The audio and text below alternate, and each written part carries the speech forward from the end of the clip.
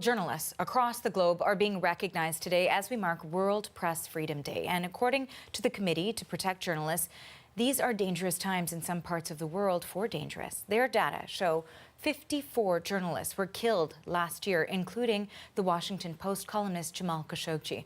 That's 7 more than in 2017.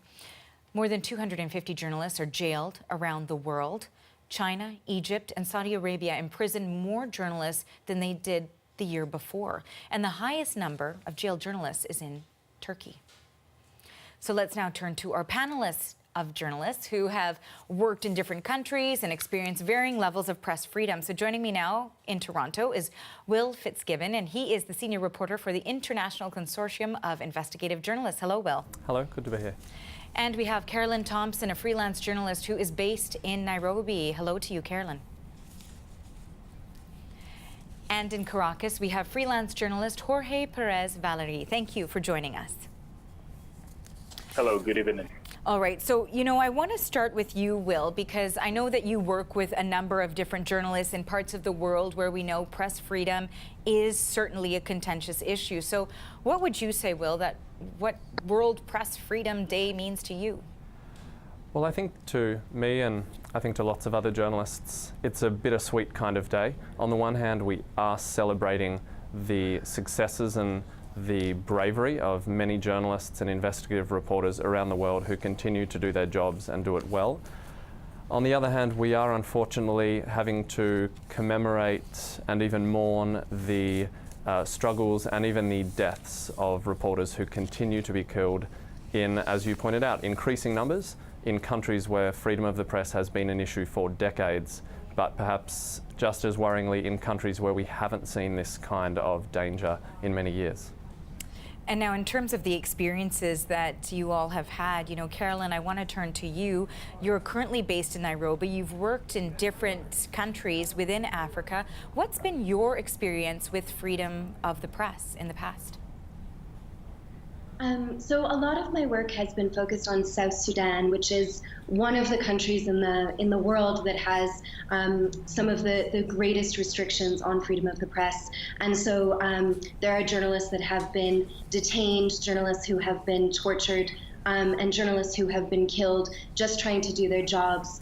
And I think one of the things that we see is that as a result of that, a lot of journalists have to make really difficult decisions. So some journalists leave the profession, other journalists choose to stay, but they're forced to self-censor or to take immense risk to do their job, and other journalists have to flee the country and essentially go into self-exile and work from outside just to continue to do the work that they believe is so important. And so many of the journalists that I've worked with have gone through those experiences.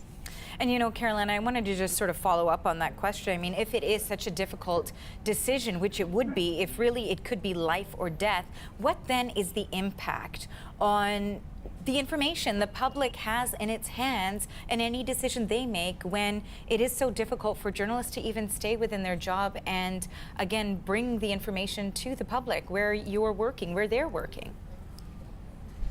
Yeah, that's a really important part of the problem that, especially in South Sudan, which is in the midst of a civil conflict, the stories and the information that people need to access are really crucial to their survival in a lot of cases. It can be things like where there is conflict happening right now, where health services are available, how the peace process is progressing, and those things are really important. And when journalists aren't able to do their job and aren't able to access the places where they can get that information or are not given accurate information from the leaders, it can be really, really difficult and in some cases life-threatening for the citizens because they just don't have a way to know what's actually going on.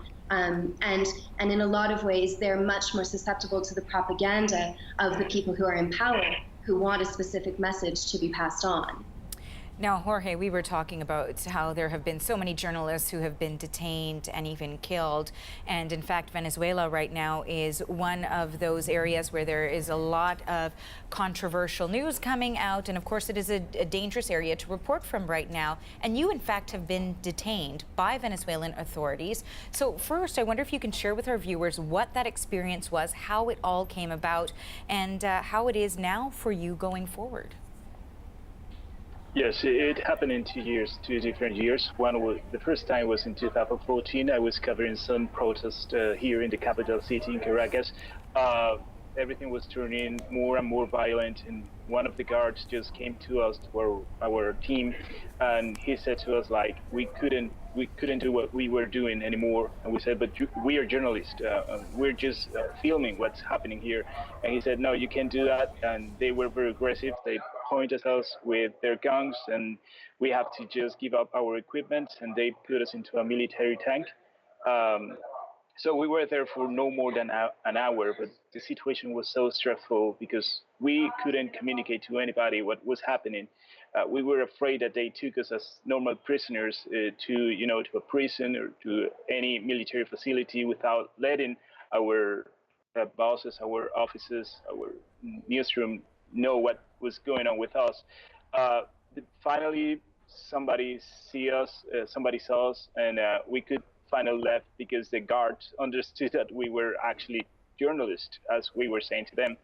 Uh, that was a terrible experience, horrible for the families as well. And the other one happened it was 2016. I was also just filing footage of the city, and I was in a neighborhood close to the presidential palace. And an intelligence team came to us.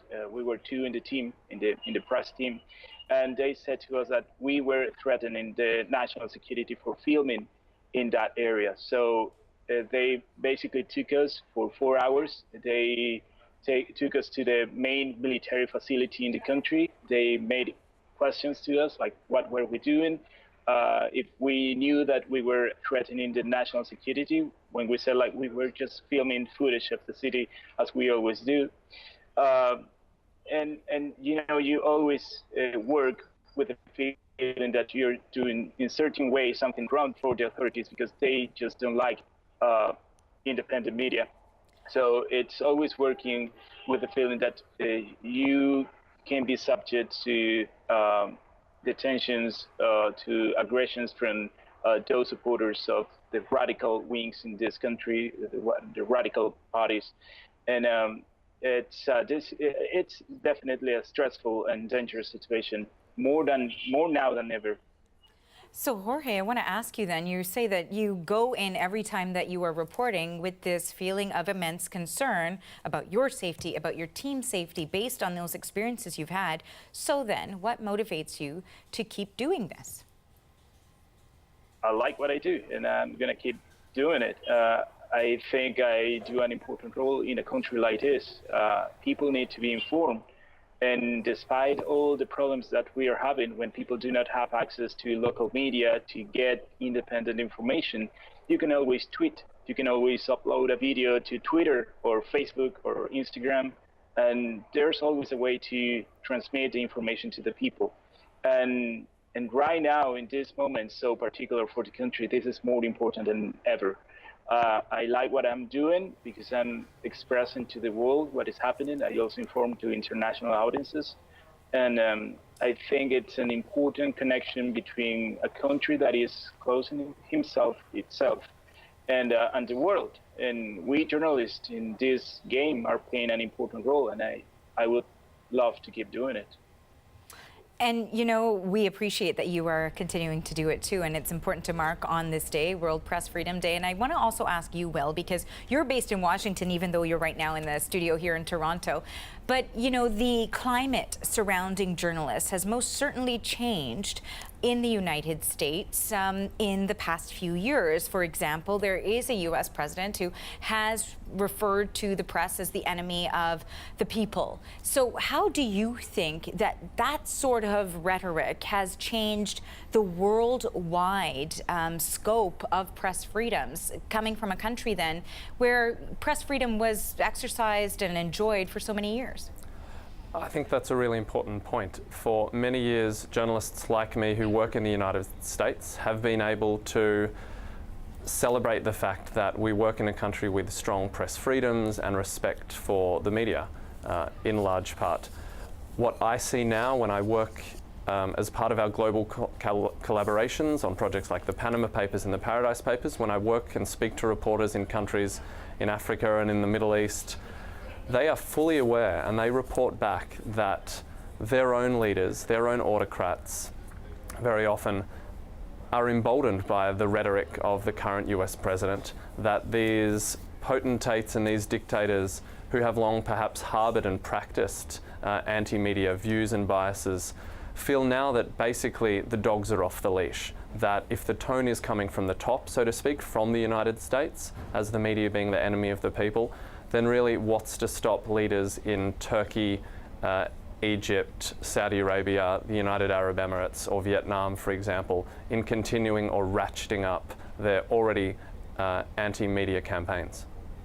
And you know, it's important to also discuss how there is such a wide scope of the way that press freedom is viewed across the world in all sorts of countries around the world. And to that point, Carolyn, I wanted to ask you how you would compare different countries. I know you're from Canada, you've worked in several different areas. So what comparisons do you draw about how things are now in different parts of the world? Yeah, that's a really interesting question, because in this region in East Africa where I'm based, a lot of there are very severe restrictions on press freedom in places like South Sudan, where the government doesn't necessarily hesitate to punish journalists, even in some cases through arrests and death. But there are also more subtle ways, and one of the things that's really common here is that they will create these sort of arm's length institutions, or what they say are arm's length institutions, in theory to monitor media and to allow accreditation and things like that that are not being controlled by the government, but in fact it's a method of control. And I think what that does is it creates sort of a sense of credibility that when the government says these media are good and these media are bad, that the civilians, the citizens, start to sort of feel that way as well. And it's interesting because I think access is one of the really important points when you're thinking about journalists being able to do their job, being able to actually access the place and also access the people that you need to talk to. And so in South Sudan, one of the ways that they are very restrictive is they bar access to a specific place. So they might ban a journalist from being able to get to a region, or even in the case of myself and a lot of other international journalists, they deny accreditation even to access the country. But I think access can be very nuanced. So in Canada, you can deny journalists access by creating very strong bureaucracies and restricting the ability to get information or to reach people that you need to talk to. And you can create different types of barriers, and also financial barriers and all sorts of things. So I think there are sort of a lot of layers of the ways that this control can be imposed on journalists that make it much, much harder to do the job that they're trying to do. And very finally, as you all know, since you work in media, we're running out of time quite quickly, but I do want all of you to just give a final word to me. So as in the most short amount of time that you can, and I'll start with you, Jorge, and then we'll go to Will and Carolyn. Not for journalists, but for the public, what do you think they should know about the importance of press freedom? Jorge, we'll start with you. The importance is that, okay, sure, journalists are friends of the society, are friends of the democracy. If you want to live in democracy, protect the press, the freedom of press, protect journalists. It doesn't matter if you do not agree with their editorial line. It is important to transmit the messages that they have, because sometimes we just are like a connecting point between the people that are suffering and those that can maybe make a change. And protecting that messenger, it's important. So appreciate when you see a journalist, especially if he's or she is working in a dangerous area. It's doing an important job to keep the world accountable. All right, and Will, to you. I think nearly every journalist is working hard to do the job as professionally, objectively and honestly as possible. Journalists are working on their own in incredibly difficult circumstances. Increasingly, journalists are working more and more together to increase our safety in numbers. And I think that's something that should be appreciated, and that if you know a journalist, if you run into a journalist, give them a hug and let them know that you care and are paying attention. And finally, last word to you, Carolyn, the importance of people recognizing freedom of the press. I think that I would end just by saying that really, it's important to see that journalists aren't just these unique people working alone in society trying to take down governments. That really, their function is for the people, and they work together with citizens. And one of the ways that governments try to impose on journalists is by blocking the link between journalists and the public. And really, it's so important to know that the journalists are there for the citizens to give them information, and citizens have a role to play in seeing the value of journalists and working together with them as well. Well, I appreciate all three of you joining us today for this important discussion. That is Will Fitzgibbon, and he's a senior reporter for the International Consortium of Investigative Journalists. Carolyn Thompson is a freelance journalist who's based in Nairobi, and Jorge Perez Valery is a freelance journalist, and he joined us from Caracas. Thank you to all three of you. Thank you.